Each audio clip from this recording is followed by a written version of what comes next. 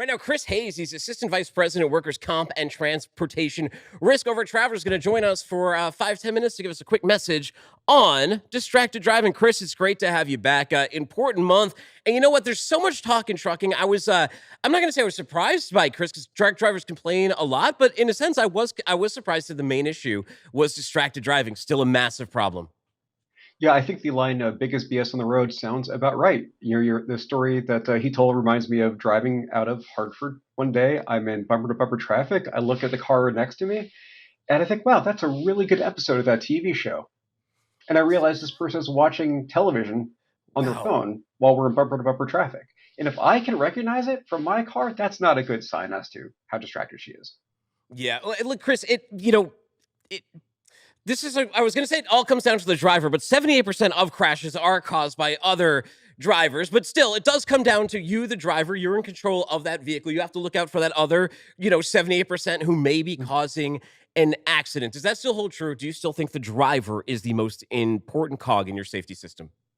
Oh, absolutely. Until cars drive themselves, and I don't have a lot of confidence in that. In fact, I was watching your episode from Friday, in your autonomous truck developers moving to maybe we need people still in those trucks. I know.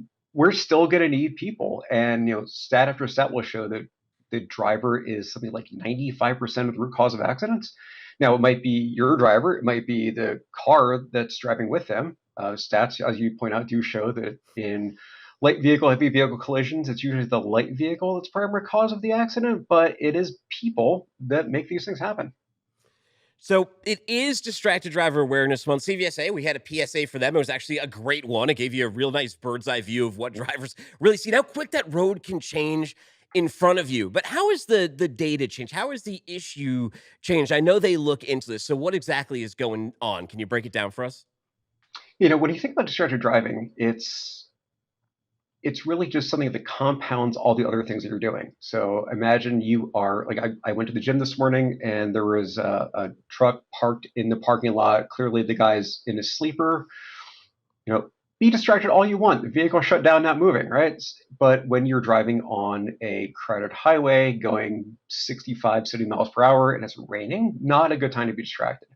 So if you think about distraction as all those skills that you have as a driver, it just erodes all of them. Because the most important thing is to be able to see where you're going and have the space between you and the vehicles around you. So you've got to be able to keep that space. What did Now, we? Oh yeah, keep going. go ahead. Yeah, so one thing that was really interesting is every year the CVSA has something called Operation Safe Driver. And what they do is go and do a lot of enforcement over the course of a week in July.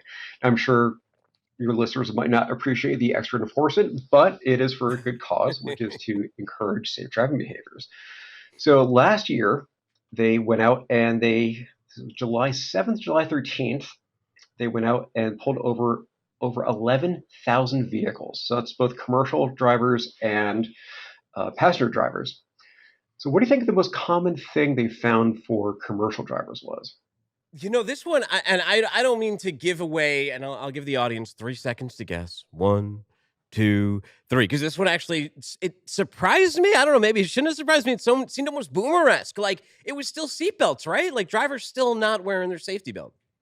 So it's actually number one was about 2,000 of those 11,000 tickets were for commercial drivers for speeding. Oh, speeding. Safety belts was up Still, there pretty high, though, wasn't it? yeah, seatbelts is actually number two. So speeding was speeding number one. Speeding is absolutely the key thing to maintain safety, right? So something like 12,000 people a year die in speeding related crashes out of the 40,000 who die on the road every year. So speed is the thing that takes out your volley distance. It takes out your ability to react. So speeding is absolutely critical, especially when you're driving a commercial vehicle with air brakes. But you hit seatbelts. So again, out of that 11,000 tickets that were given, 800 were tickets or warnings to commercial drivers for seatbelts. Now, what surprised you about that? What surprises me about the well, Yeah, if you're speeding and not wearing a seatbelt, you might not remain in the truck for very long. that's actually the big thing. So a lot of people think about seatbelts as, well, it's my space, it's my safety. Why is it any of your concern whether or not I wear a seatbelt? But the key thing, the reason why it's so important is if you are in a collision, the thing that keeps that collision from getting worse is your natural reaction to grab the wheel, hit the brakes, control your vehicle, which you can't do if you got bounced into the passenger seat. And if Yeah. you've seen enough interior cameras of people getting to crash without seatbelts on, you never stay in that seat. So it's about your protection, but it's also protection for everyone else who is in the vehicle or in the vicinity of your vehicle. Keep your vehicle straight, steady, stopped, which you can't do if you have bounced into the passenger side. No, I mean, if you've seen any of the videos, and I share them from time to time, now that we have inward facing dash cams, when you see a truck Mm-hmm. roll over, it's like the inside of a dryer. That dryer, the driver and Yeah, anything yeah. that's not tied down is going everywhere. So, I mean, it's almost like, okay, obviously you shouldn't speed, you should wear your seatbelt. What else did you find out on this one? Well, yeah, one thing I do want to hit about the seatbelt thing, when I was starting off in trucking, it was pretty common for someone to get pulled over and they would say, "Hey, instead of writing me a speeding ticket, how about you just give me a seatbelt violation? Therefore, I don't get it on my MVR." And sometimes, the officer would do that. What's interesting is because of that risk of you getting bounced out of the passenger seat, not wearing a seatbelt is actually worse on your MVR in most states, and it shows up higher on the company's SMS scores. So, not wearing a seatbelt is not a lower violation; it's actually a bigger violation, which is important for people to remember. Interesting. So, what are we doing about some of these responses? How do we improve upon the safety? Well, first of all, we got to think about this month. So, this is National Distracted Driving Awareness Month. Most people think of it as Distracted Driving Month, which is not really it. We really wanted people to stop being distracted. Sure. So, keeping a sense of like your main job on the road is to get your vehicle someplace safely, right? So any secondary task you might think about doing, especially if you were in the office calling your drivers, like think about like why do we need to call you right now? Can I communicate with any of the million devices we have right now? When I started in trucking, you called your dispatcher twice a day, and somehow the economy still kept turning. So you've got to be able to pull out of this sense that we've got to be connected all the time and just focus on the task of driving because when we don't do that well, it hurts too many people. Yeah. I mean, safety people are always talking about telematics. Where do they fit into this? So, of course, the driver's the main cog, but how does the organization, I guess, fit in via that? Yeah, it's interesting. So I've been working on finding ways to make telematics work in an improved way for safety since 2009. And I'm still working at it. So I'm 15 years into trying to perfect the model. And I think we actually got it nailed this time. So one thing that we found is, people in your audience probably appreciate this. You put a system in and you say, I'm going to look at every video, everyone who runs a stop sign, every alert. I'm going to check all of them. I'm going to talk to every driver.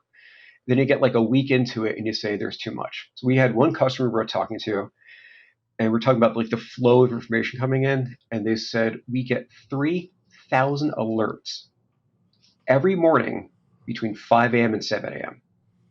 So which ones do you look at?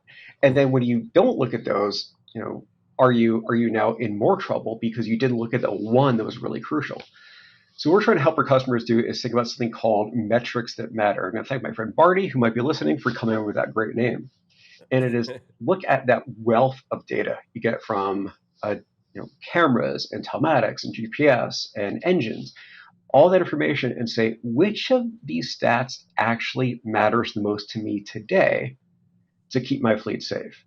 And then can you turn that into things you can actually use to coach your drivers? Don't just say, hey, you were bad, but hey, you're one of the best drivers. You are on the wrong side of best. And be able to not just look at it on a daily basis, but work with your telematics provider and say, I don't want to report every minute for every driver. What I want is once a week, once a month. I want to see my best. I want to see my worst. I want a simple scorecard to help people understand where they are.